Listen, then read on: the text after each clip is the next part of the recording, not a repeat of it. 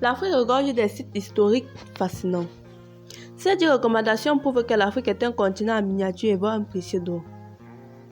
Au cours des millénaires, les grandes civilisations africaines ont laissé derrière elles des sites historiques très fascinants.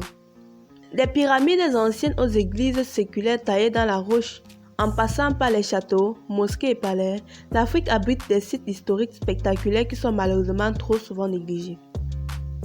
Pour vous inspirer lors de votre prochain voyage, nous vous proposons un aperçu de 10 sites incontournables du continent.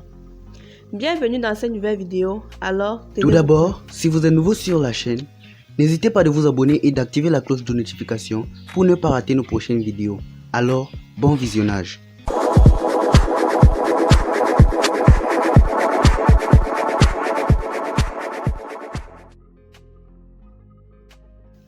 Nous allons commencer par Luxor en Égypte.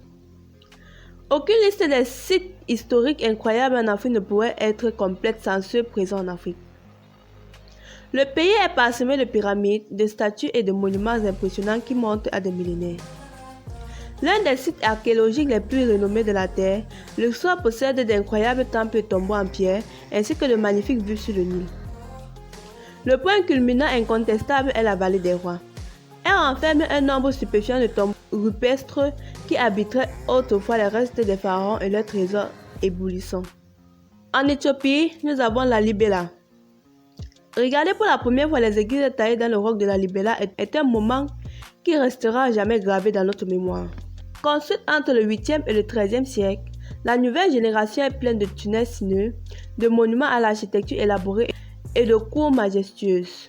Les églises sont encore fréquentées, vous rencontrerez donc un grand nombre de pèlerins vêtus de tuniques blanches sur votre chemin. En plus d'être l'un des sites historiques les plus spectaculaires non seulement en Afrique, mais dans le monde entier, la Libella est vraiment un endroit spécial à visiter.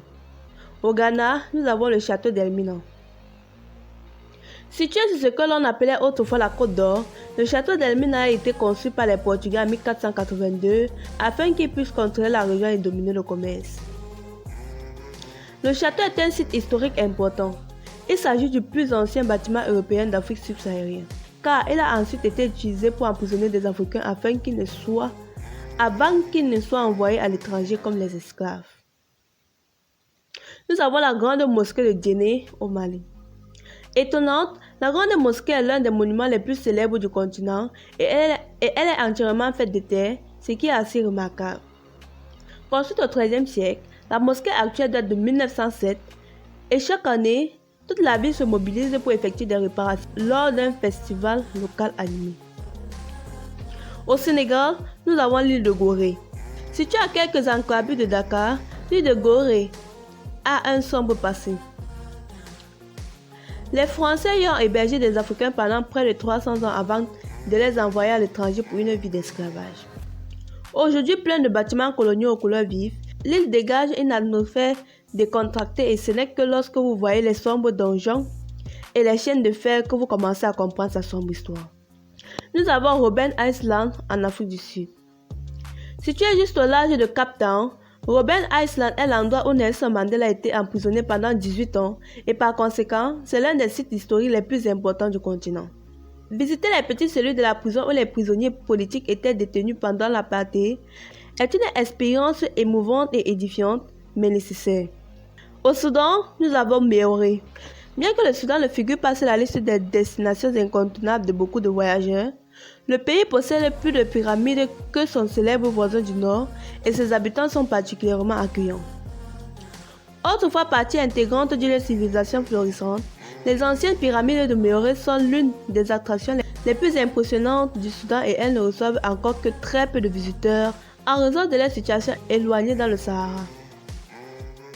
Ce site du patrimoine mondial de l'UNESCO recèle plus de 200 pyramides en exposition. C'est un lieu fascinant.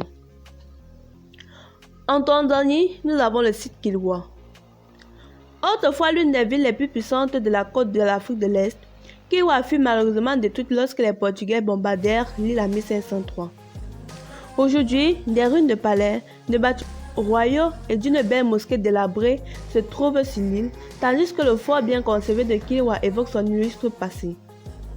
Se promener seul sur l'île rarement visitée par les touristes est une expérience incroyable. Nous avons amphithéâtre d'El Djem en Tunisie.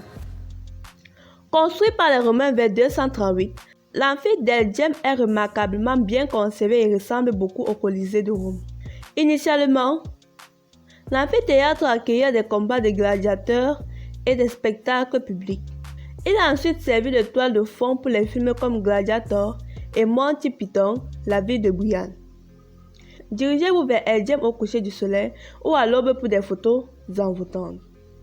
Nous avons en dernière position le Great Zimbabwe au Zimbabwe.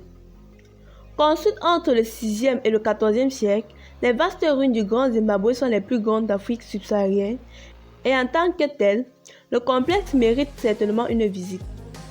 Les murs gigantesques, les tours et les édifices de la ville présentent une architecture charmante et à son apogée, la ville était le cœur économique, politique et religieux d'un vaste empire.